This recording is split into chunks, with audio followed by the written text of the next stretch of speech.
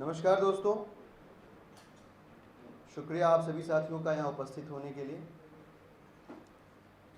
आज दो महत्वपूर्ण विषय हैं हमारे पास जिस पर आम आदमी पार्टी का संगठन अपनी बात रखना चाहता है। माननीय मोदी जी के भ्रष्टाचार, गुंडागर्दी, पाकिस्तान के सामने देश के आत्मसम्मान को कदमों तले रौंदने के 2 साल के ऊपर आम आदमी पार्टी ने अपनी प्रतिक्रिया कल दी थी। अपना अनुभव आपसे साझा किया था। आज भारतीय जनता पार्टी की आधिकारिक पत्रकार वार्ता हुई। 2 वर्ष पूर्ण होने पर पार्टी अध्यक्ष अमित शाह जी के द्वारा जो बातें उस पत्रकार वार्ता में कही गई वो भारतीय जनता पार्टी के बुलबुले को, विकास के, झूठ को और जुमले को एक नई ऊंचाई पर स्थापित कराया।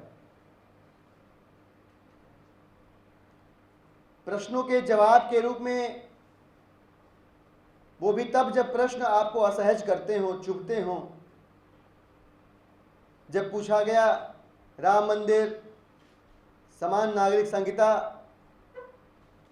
370, तो पार्टी अध्यक्ष ने कहा मैनिफेस्टो खोल के पढ़ लीजिए। इसमें दुर्भाग्यपूर्ण जो बातें रहीं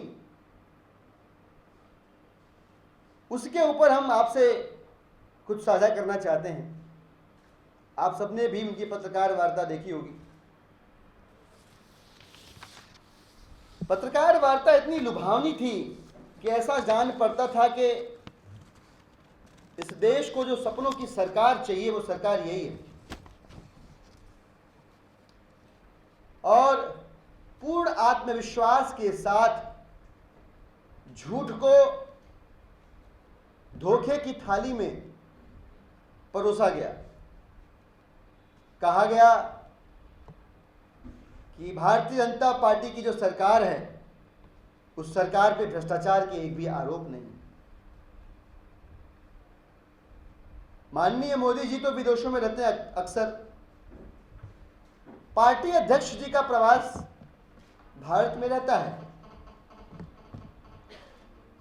उनसे न्यूनतम उम्मीद इस पत्रकार वार्ता को संबोधित करने से पहले यह थी कि एक बार वो पिछले कुछ महीनों के ही, अगर 2 वर्षों के नहीं तो कुछ महीनों के ही अखबार उठाकर अगर पलट लेते तो देश के सामने यह झूठ बोलने से वो अपने आप को बचा सकते थे। उन्हीं की पार्टी के मुख्यमंत्री राजस्थान से वसुंधरा राजे, उनके पुत्र के ललित मोदी से संबंध और ललित मोदी को सुषमा स्वराज से प्राप्त आशीर्वाद, जिसकी वजह से वो देश में आर्थिक मामलों में अपराधी होने के बावजूद विदेश में किंग साइज लाइफ जी रहे हैं। इसी दौरान महाराष्ट्र में पंकजा मुंडे के ऊपर घोटालों के आरोप, रमाशंकर कठेरिया के ऊपर डिग्री के आरोप, फर्जी डिग्री के, और फर्जी डिग्री के ये आरोप स्मृति ईरानी से होते हुए माननीय प्रधानमंत्री जी तक पहुंचे। क्षेत्रीय भ्रष्टाचार, राष्ट्रीय भ्रष्टाचार भी हुआ। इसी दिल्ली के अंदर डीडीसीए का घोटाला, जिसको छुपाने के लिए और इसकी जांच से इस देश के वित्त मंत्री को बचाने के लिए माननीय मोदी जी ने सीबीआई को सीएम ऑफिस पे, अरविंद केजरीवाल जी के ऑफिस पे अनलीश कर दिया। सीबीआई कांग्रेस के शासनकाल में भी तोता ही रही और दुर्भाग्यपूर्ण तरीके से मोदी जी के शासनकाल में भी तो होता ही रही। अंतर्राष्ट्रीय स्तर के भी घोटाले हुए। हेलीकॉप्टर घोटाला होता है और माननीय मोदी जी चुप्पी साध जाते हैं, एकदम चुप, मनमोहन सिंह जी की तरह। चुप्पी का राज बाद में खुलता है कि इनकी सेटिंग हो गई कांग्रेस पार्टी के साथ, इनकी डील हो गई। कांग्रेस पार्टी मोदी जी के डिग्री पे कुछ नहीं बोलेगी क्योंकि उनकी अपनी डिग्रियों के लाले पड़े हुए हैं, और भारतीय जनता पार्टी, कांग्रेस पार्टी सोनिया गांधी, अहमद पटेल के हेलीकॉप्टर घोटाले पे कुछ नहीं बोलेगी। बयान देगी, सिर्फ करेगी कुछ नहीं, सिर्फ बयान देगी। सुब्रमण्यम स्वामी, मनोहर पर्रिकर से लेकर के सभी नेताओं ने हेलीकॉप्टर घोटाले पे चाशनी में डुबो डुबो कर बयान दिए। जहां देश में लूट मची हुई है, आपके वायदे के ठीक उलट पिछले 6 वर्षों का रिकॉर्ड तोड़ते हुए सबसे कम 1,34,35,000 के आसपास का सिर्फ एम्प्लॉयमेंट आप 2 वर्षों में क्रिएट कर पाए। जो आपका कोर सेक्टर है, स्टील है, मिनरल्स हैं, खनिज पदार्थ हैं, जिनसे आप फॉरेन रेवेन्यू अर्जित करते हैं, पिछले 1 दशक में आपका कोर सेक्टर का ग्रोथ अपने न्यूनतम सबसे निचले स्तर पे है।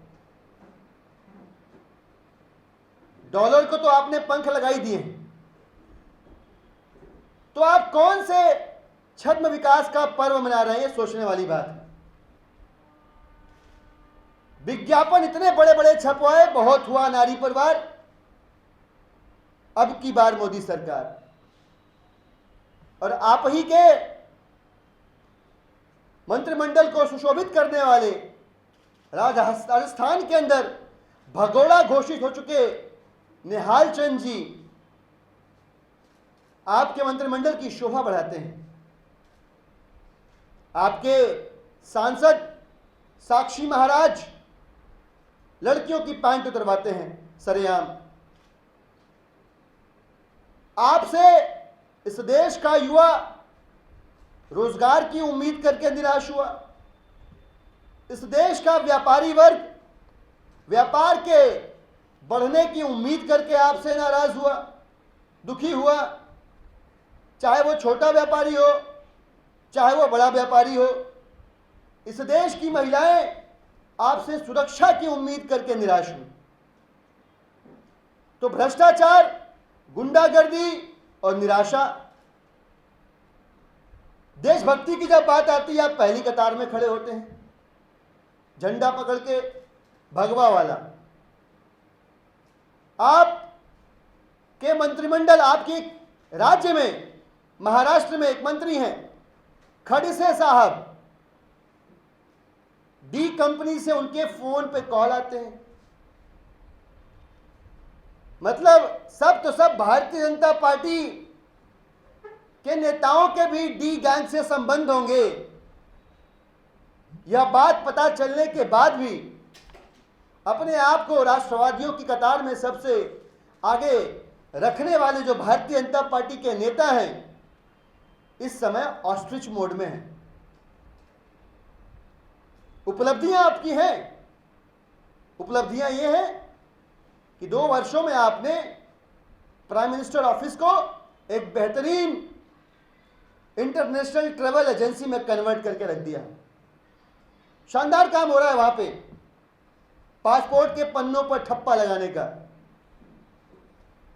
इसके अलावा आपकी डिलीवरीज में 2 साल की निराशा ही है। हमने कल भी कहा था कि जनता खुश है। जनता खुश इसलिए है कि गनीमत है कि 2 साल निकल गए, और दुखी भी है कि अभी 3 साल बर्दाश्त करना बाकी है। और हम सबको इस देश की जनता के लिए मिलकर प्रार्थना करनी चाहिए कि आगामी 3 वर्षों को झेलने की ताकत इस देश की जनता को मिले। आपके शासनकाल में आगे कौन बढ़ा? अंबानी आगे बढ़ गए, अडानी आगे बढ़ गए, सैकड़ों गुना इनकी संपत्ति में इजाफा हो जाता है। 1,14,000 करोड़ रुपए का बैड डेप्ट हो जाता है और आरबीआई को पता तक नहीं होता कि जिन राष्ट्रीयकृत बैंकों ने यह बैड डेप्ट रजिस्टर किया है वो बैड डेप्ट दरअसल किसके नाम है। पर्दाफाश बाद में होता है कि सबसे बड़े विलफुल लोन डिफॉल्टर आपके अंबानी और अदानी हैं।